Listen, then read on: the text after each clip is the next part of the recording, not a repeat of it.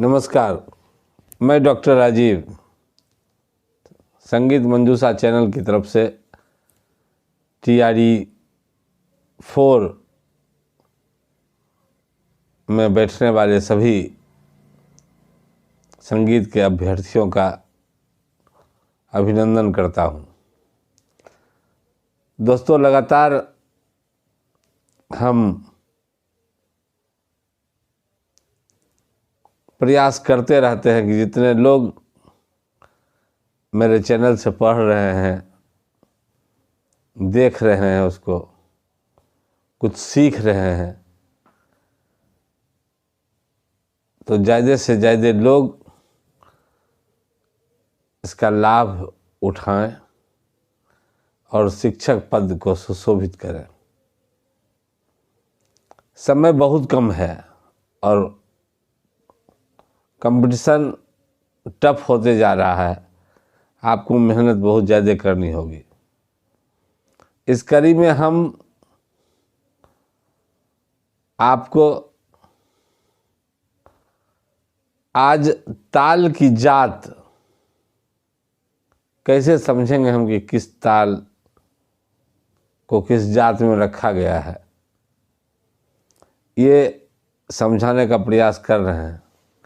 इससे पहले आप लोगों से मेरा अनुरोध होगा कि जो लोग चैनल को सब्सक्राइब नहीं किए हैं वे लोग आप सब्सक्राइब कर लें, और जो कुछ समझ में नहीं आए उसको निश्चित रूप से मुझ तक आप मैसेज करें व्हाट्सएप बना के।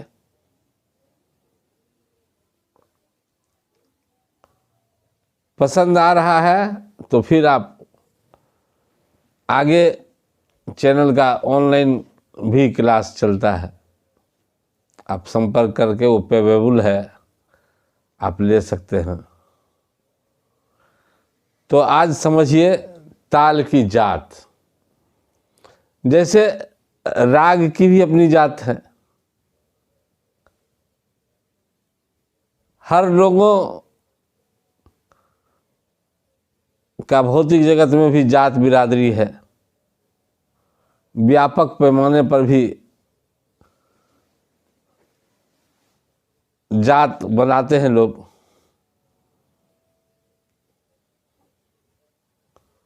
उसको एक वर्गीकरण का रूप देते हैं।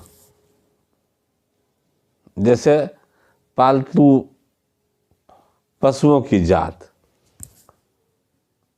जंगली जानवरों की जात,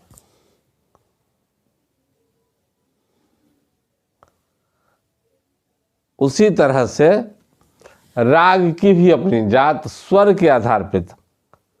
आप पढ़े होंगे कि 5 स्वर वाले औरव राग, 6 स्वर वाले षाड़व और 7 स्वर वाले संपूर्ण, ये राग की जात है। उसी तरह से ताल पद्धति में भी जात का निर्माण हुआ, क्योंकि किसी भी ताल में विभाग या मात्राओं की संख्या घटाने बढ़ाने से उसका वजन थोड़ा सा, मात्राओं को जब घटाते बढ़ाते हैं तो वजन बदल जाता है, तो उसी को जात बोलते हैं। जातियां 5 हैं: चतस्र, तिस्र, मिश्र, खंड और संकीर्ण। थोड़ा थोड़ा आप समझ लीजिए, कारण कि ये एग्जाम में आ जाता है। ताल का नाम लिख देगा कि ये ताल किस जाति का है। तो चतस्र, तिस्र, मिश्र, खंड, संकीर्ण, इसको समझ लेना जरूरी है। चतस्र हो गया कि जिस ताल का विभाग 4 मात्राओं का होता है। कहने का गरज कि 4 मात्रा का होता है, लेकिन इसके अंदर बराबर की लय जब होगी, जिसका 2 गुण, 4 गुण, 8 गुण, 16 गुण इत्यादि जो भी सब आते हैं वो चतस्र जाति को ताल या चतस्र जाति की लय उसी को कहते हैं। जैसे 3 ताल, तिलवारा, पंजाबी, अधा इसका उदाहरण है।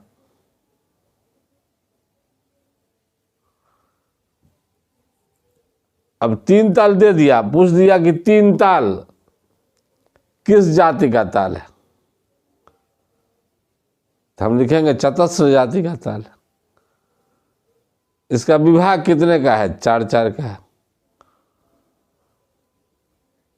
ताली खाली पूछा तो खैर वो तो आप याद करने की चीज है, लेकिन जात किसी भी ताल का इसके अनुसार पहचानना आसान हो जाता है।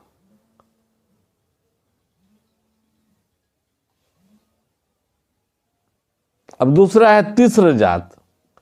तो जिस ताल का विभाग 3-3 मात्राओं का होगा, चतस्र में पढ़े 4-4 मात्राओं का, तीसरे में जिसका ताल का विभाग 3-3 मात्राओं का होता है और इसके अंदर पौने, डेढ़ी, तिगुनी ले ये सब आते हैं,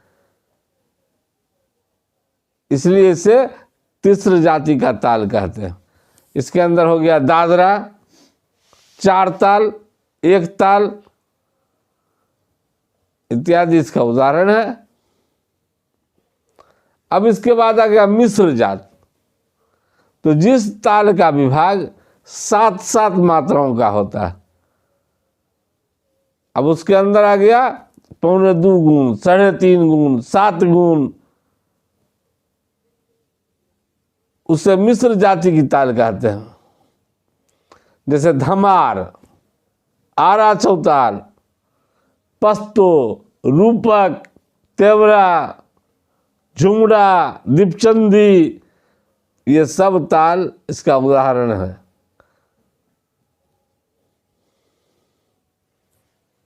और खंड जाति का जिस ताल का विभाग 5-5 मात्राओं का होता है,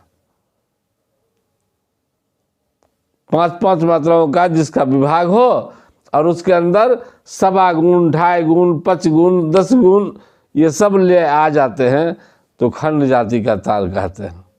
जैसे झपताल, सूल ताल। और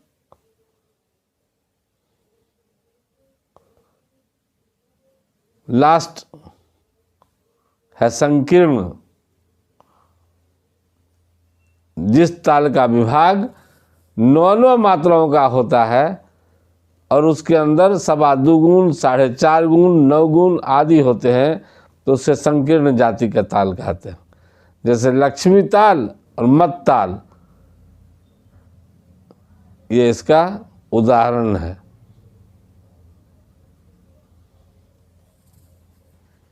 आज बस इतना ही, फिर मिलते हैं।